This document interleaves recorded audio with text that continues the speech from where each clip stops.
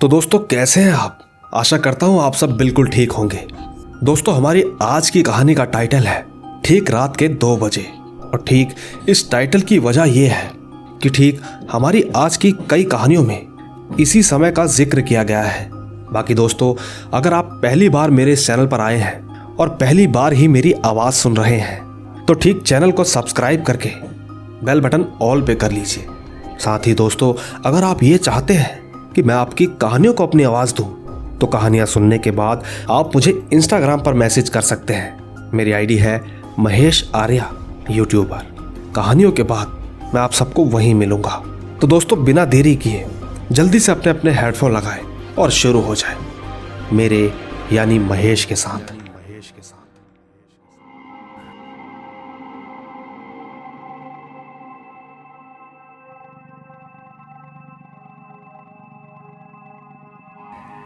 मेरा नाम यास्मीन है।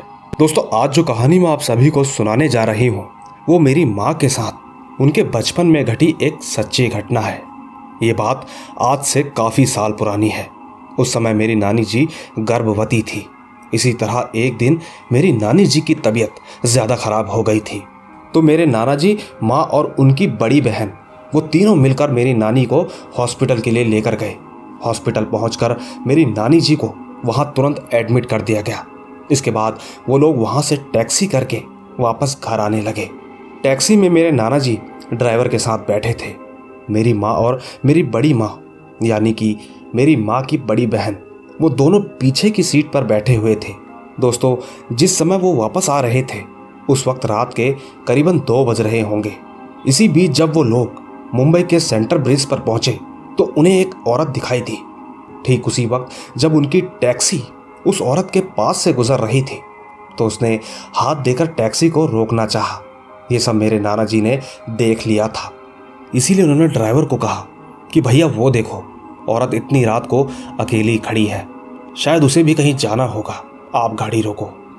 नाना जी ने उस औरत से पूछा कि आपको कहाँ जाना है। उस औरत ने जवाब दिया कि मुझे बस यहीं पास में ही थोड़ा आगे जाना है, लेकिन इस वक्त मुझे कोई गाड़ी नहीं मिल रही है, मैं काफ़ी देर से यहाँ खड़ी हूँ। दोस्तों उस औरत की बात सुनकर नाना जी ने कहा ठीक है, हम तुम्हें छोड़ देंगे, आओ पीछे बैठ जाओ। वो औरत चुपचाप मेरी माँ के बगल में बैठ गई। बैठने के बाद उसने मेरे नाना जी से पूछा कि आप लोग कहाँ से आ रहे हैं।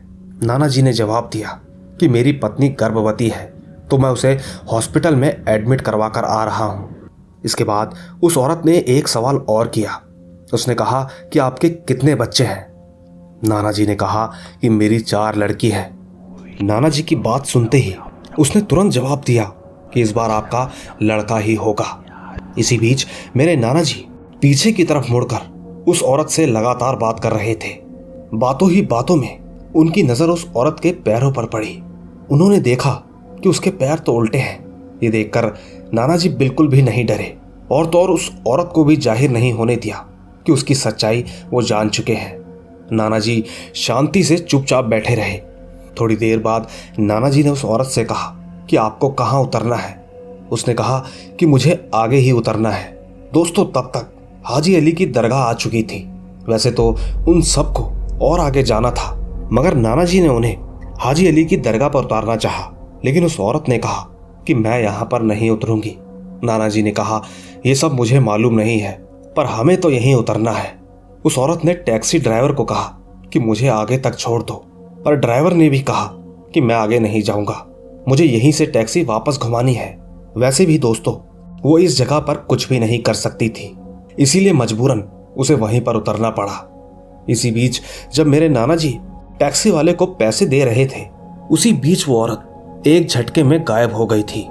नाना जी उसी समय सबको दरगाह के अंदर लेकर चले गए। दोस्तों यकीन कीजिएगा सुबह होने तक वो सब दरगाह में ही रहे।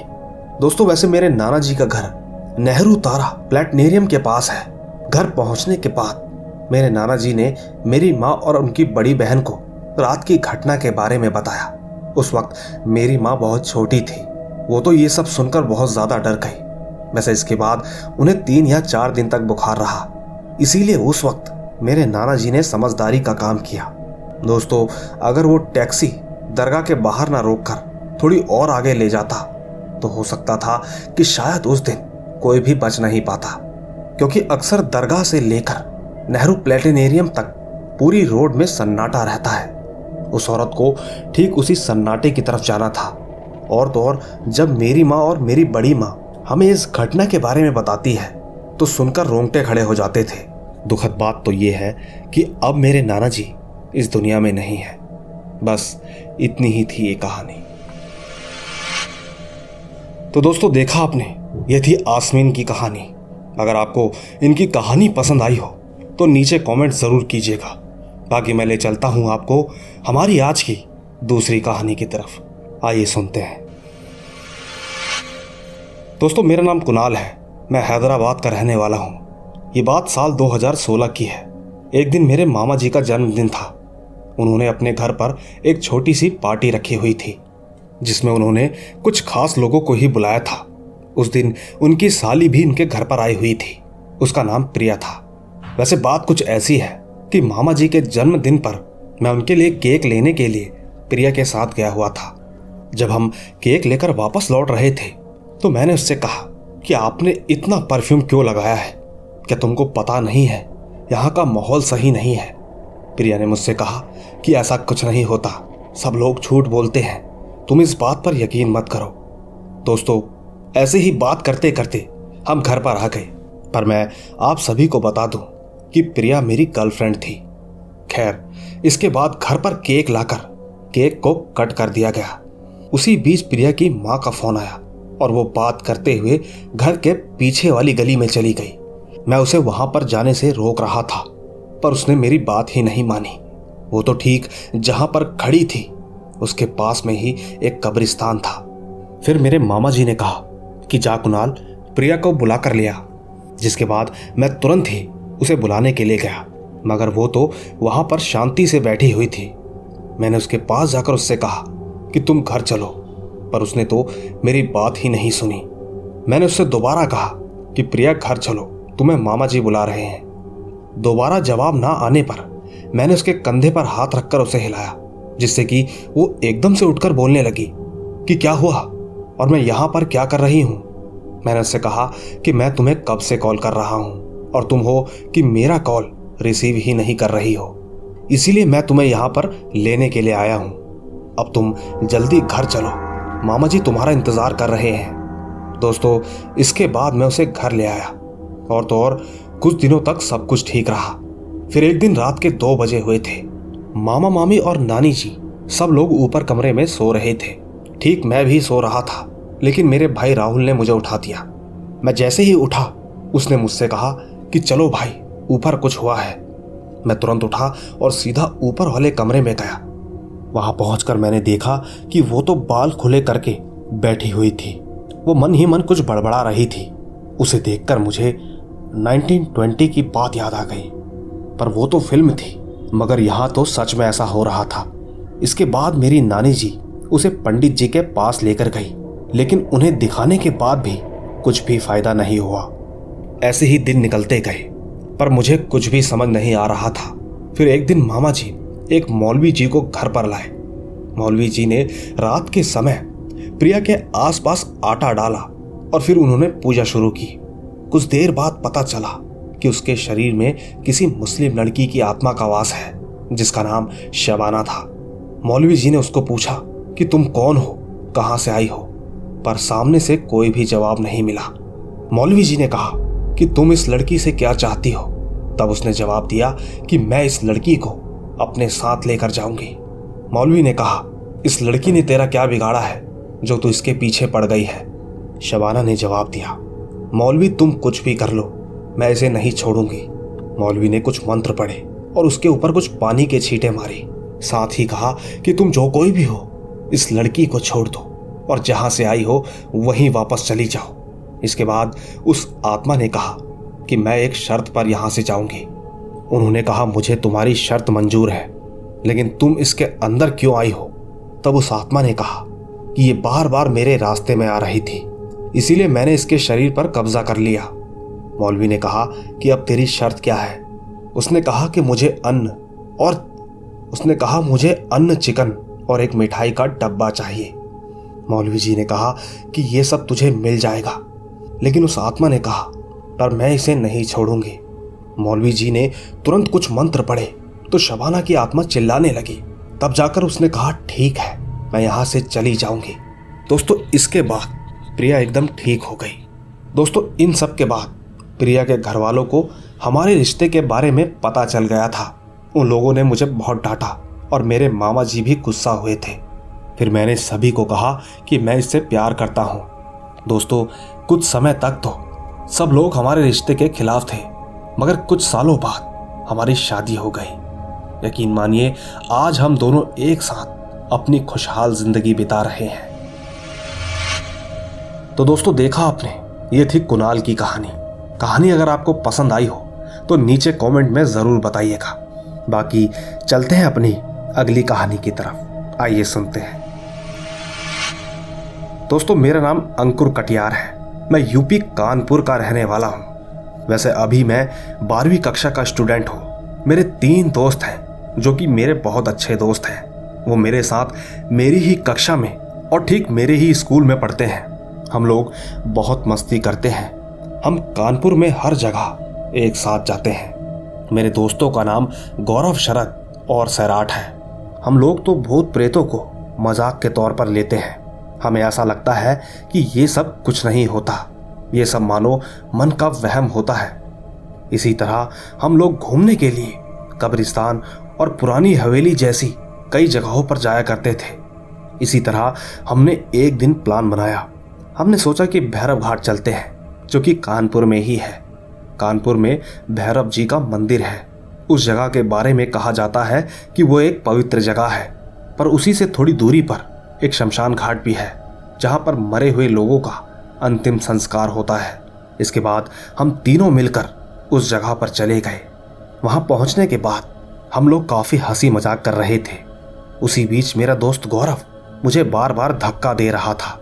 वो मुझे जबरदस्ती शमशान की तरफ ले जा रहा था, पर मैं उसे बार बार रोक रहा था।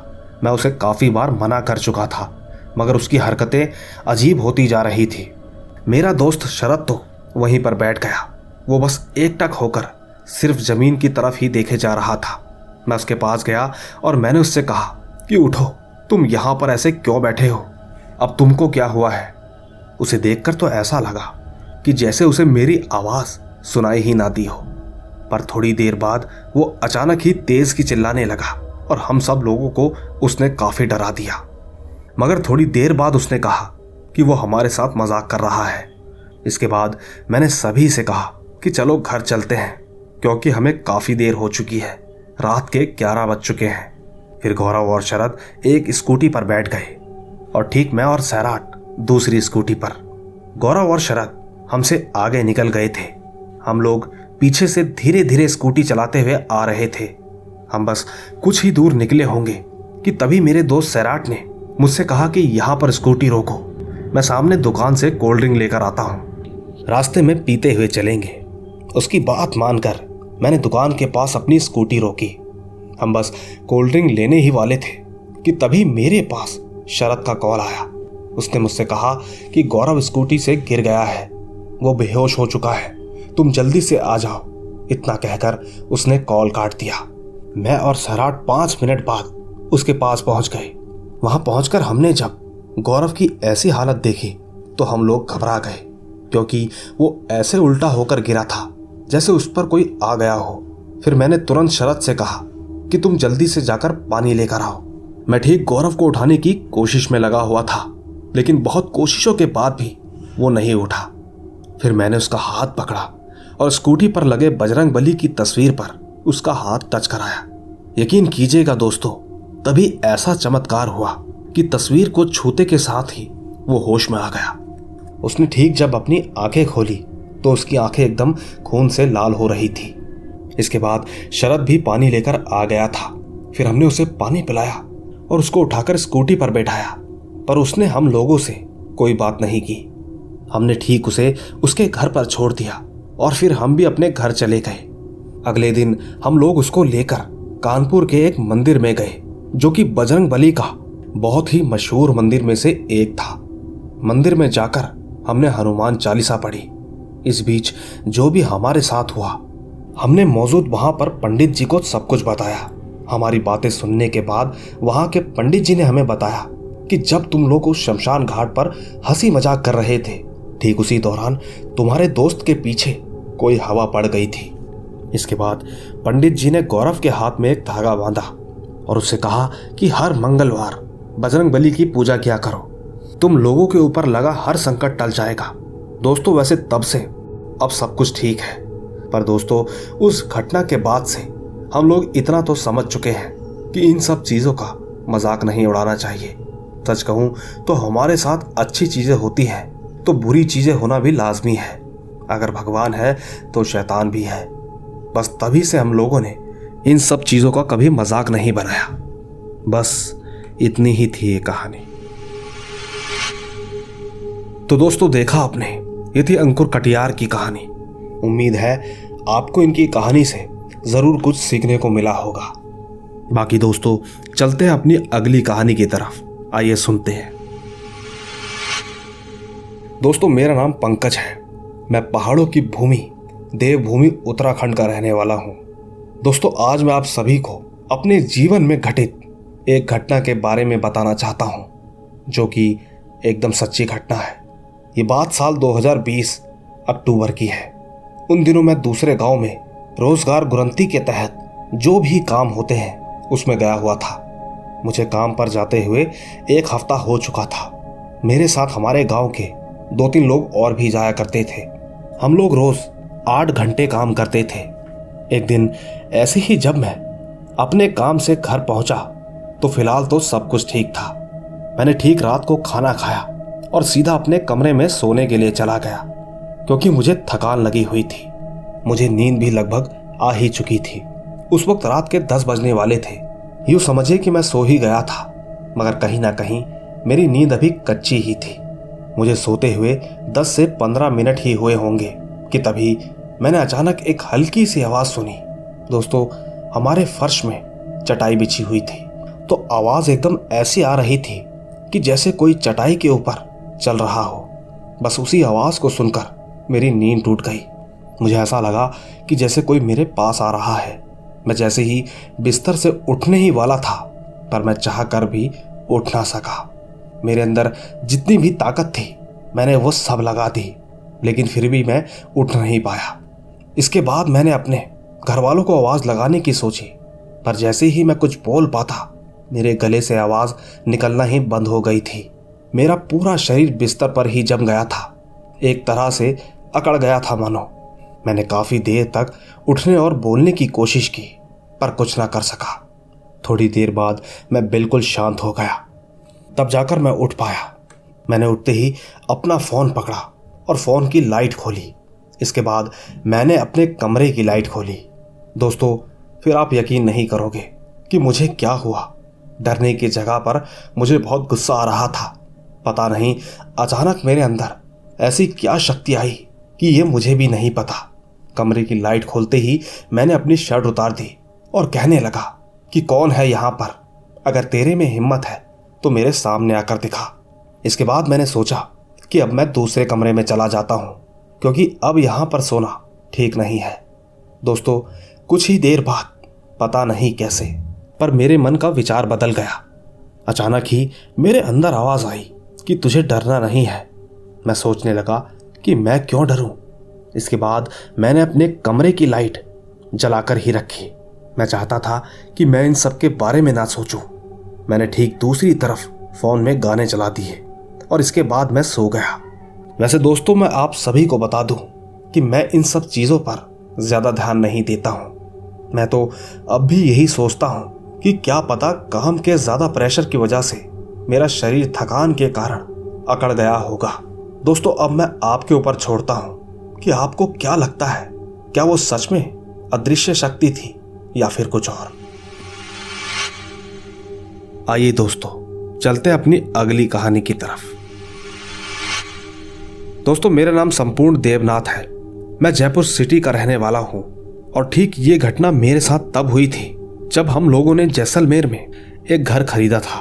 वैसे उस घर में पहले जो लोग रहते थे वो हमारे जानने वाले थे। बस इसीलिए हमने भविष्य का सोचकर उस घर को खरीद लिया। वैसे भी वो घर पुराने जमाने का बना हुआ था। हमने ठीक उस घर को नए तरीके से बनवाने का सोचा था। दोस्तों, यहाँ मैं आपको बता दूं कि हम लोगों को उस घर में रहना नहीं था। वो तो फिलहाल कुछ सालों तक ऐसे ही किराए पे देने के विचार से हमने काम शुरू करवा दिया था। वैसे हम लोग यहाँ मेन सिटी जयपुर में रहते हैं, इसीलिए वहाँ काम किस तरह हो रहा है ये रोजाना देखने जाना संभव नहीं था। इसीलिए मेरी माँ ने मुझे वहाँ रहने के लिए कहा। माँ ने कहा कि शुरुआत के 10 दिनों का काम तेरी निगरानी में हो जाए तो ठीक रहेगा। मैंने माँ की बात मानी और जैसलमेर के लिए निकल पड़ा। मैं वहाँ सुबह के 11 बजे पहुँचा। मैंने देखा कि मजदूर 5 बजे तक काम करते हैं, इसके बाद वो घर चले जाते हैं। शुरुआत में मैंने ज़्यादा ध्यान नहीं दिया कि वो घर इतना बड़ा और हवेली की तरह था। मैं बस उसी को पूरे 1 दिन तक देखता रहा। रात में करीब 7 बजे मेरा खाना पड़ोस के एक घर से आया और ठीक ये पड़ोसियों का घर मेरे उस घर से थोड़ी दूरी पर था। मैं वो खाना खाकर सोने जा रहा था। तभी मैंने सोचा कि मैं अकेले हूँ तो बाहर बरामदे की लाइट बंद करके छत वाले कमरे पर सो जाता हूँ। मैं कमरे में सो रहा था पर मुझे नींद नहीं आ रही थी, पर करने के लिए कुछ भी नहीं था सिवाय फ़ोन चलाने के। फ़ोन चलाते चलाते मुझे कब नींद आ गई पता ही नहीं चला। और ठीक जब मेरी आंखें खुली तो मुझे मेरे बेड के पीछे वाली खिड़की से आवाज़ आई, चाय ले आऊं? मैंने सोचा कि सुबह सुबह पड़ोसी चाय ले आए हैं। मैं आपको बता दूं कि वो एक महिला की आवाज़ थी, इसीलिए मैं तुरंत बिना देरी के उठा और दरवाजे को खोलकर पीछे खिड़की की तरफ बढ़ा। जब मैं वहां पहुंचा तो मैंने देखा कि वहां कोई नहीं था। मुझे थोड़ा अजीब सा लगा। फिर मैं वापस अपने कमरे में आ गया। कमरे में आकर मैंने फ़ोन में टाइम देखा तो रात के 2:40 हो रहे थे। यकीन मानो मेरे तो होश उड़ गए।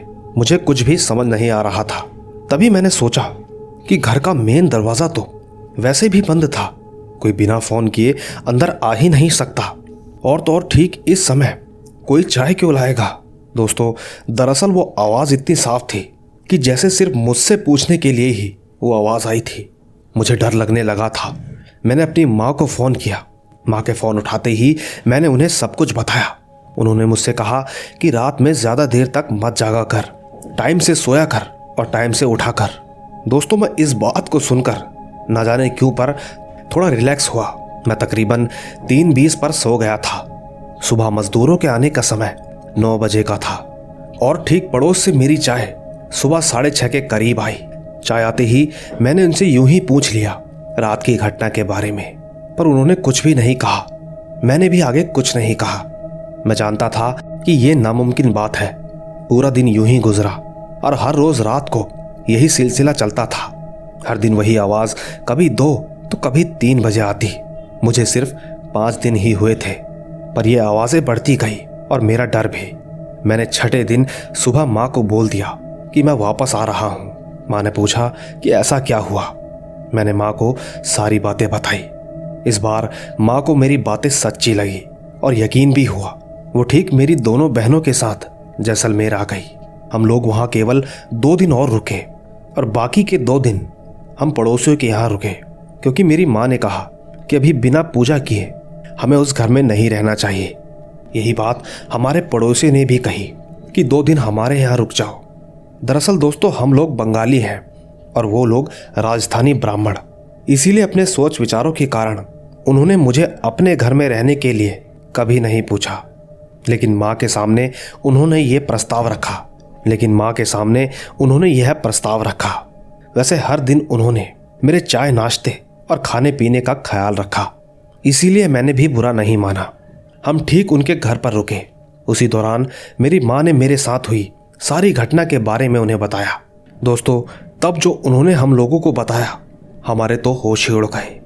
दरअसल वो हमारे जानने वाले जिनसे हमने ये बड़ा सा घर खरीदा था, उन्होंने अपनी बहू पर चरित्र शक करके उसका गला घोंटकर उसे मार दिया था। उन लोगों का यही मानना था कि उन्होंने अपने आंगन में उसे दफना दिया था। उस बेचारी का तो अंतिम संस्कार भी नहीं हो पाया। और ठीक ये बात इनका परिवार इसीलिए जानता था क्योंकि ये लोग जब रात में अपनी घर की छत पर सो रहे थे तब इन्होंने ये सब होते देखा, पर उन्हें कहाँ पता था। उन लोगों को तो लगा कि किसी को इस बारे में बिल्कुल पता नहीं होगा। दोस्तों, हमारे पड़ोसियों ने बताया कि वो लोग पुलिस में नहीं बताना चाहते थे, क्योंकि उन्हें अपने सिर कोई मुसीबत नहीं लेनी थी। बस इसीलिए उन्होंने समय यूं ही बीतने दिया। पड़ोसियों ने यह भी बताया कि उनकी बहू की रातों में चीखने की आवाज़ आती थी, जिस वक्त वो लोग रहा करते थे तब भी और अब भी। दोस्तों, इसके बाद जब हम लोगों ने उन्हें फ़ोन किया तो उनका कोई भी नंबर चालू नहीं था, यानी हम लोगों को फंसाया गया था। हम लोगों ने उसी वक्त सारा काम रुकवा दिया और ठीक कोर्ट में केस दर्ज कर दिया। इसके बाद उन सबको जेल हो गई और अब वो घर 30 साल के लिए गवर्नमेंट के अंदर आ गया। दोस्तों, इन सब के बाद हम लोग वापस जयपुर आ गए और फिर दोबारा वहां कभी नहीं गए। तो दोस्तों, देखा आपने, ये थी संपूर्ण देवनाथ की कहानी। दोस्तों, इनकी कहानी वाकई लाजवाब थी। मुझे उम्मीद है आप इनकी कहानी के लिए जरूर कमेंट करेंगे। बाकी दोस्तों, मैं ले चलता हूं आपको हमारी आज की आखिरी कहानी की तरफ। आइए सुनते हैं। दोस्तों, मेरा नाम सतीश है और मैं छत्तीसगढ़ के रायगढ़ डिस्ट्रिक्ट से हूं। दोस्तों, ये कहानी मेरी नानी के साथ घटी थी। ये लगभग उस समय की बात है जब माँ और उनकी बहन उम्र में काफ़ी छोटे थे। एक बार की बात है जब मेरे नाना किसी रिश्तेदार की शादी में गए थे। उस बीच नानी और उनके बच्चे घर में ही थे, क्योंकि उस वक्त वो छोटे थे। उस रात को नानी अपने आंगन में सो रही थी कि तभी रात के करीबन 12 बजे के आसपास कोई उनका गला दबाने लगा।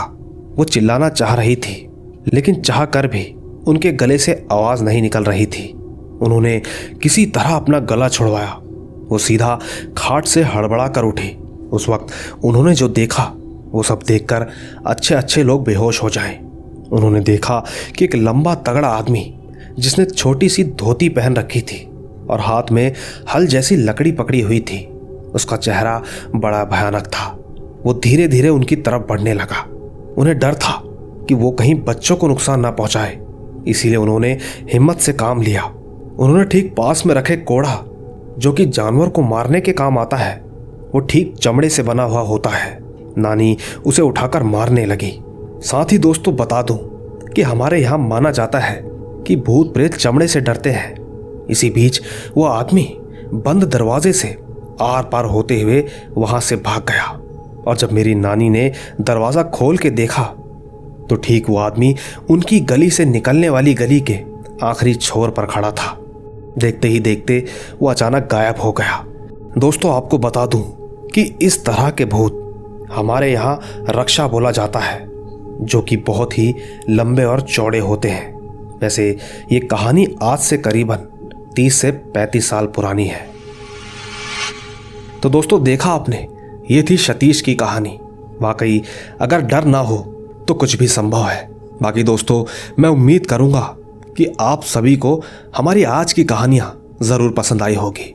इसीलिए अगर आपको ये कहानियां ज़रा सी भी पसंद आई हो तो कहानी को लाइक, शेयर और कमेंट ज़रूर कीजिएगा। बाकी मैं जल्द ही मिलूंगा आपसे इसी तरह की रोमांच भरी रहस्यमयी कहानियों के साथ। तब तक बस आप अपना और अपने परिवार का ख्याल रखें। चलता हूँ, बाय बाय।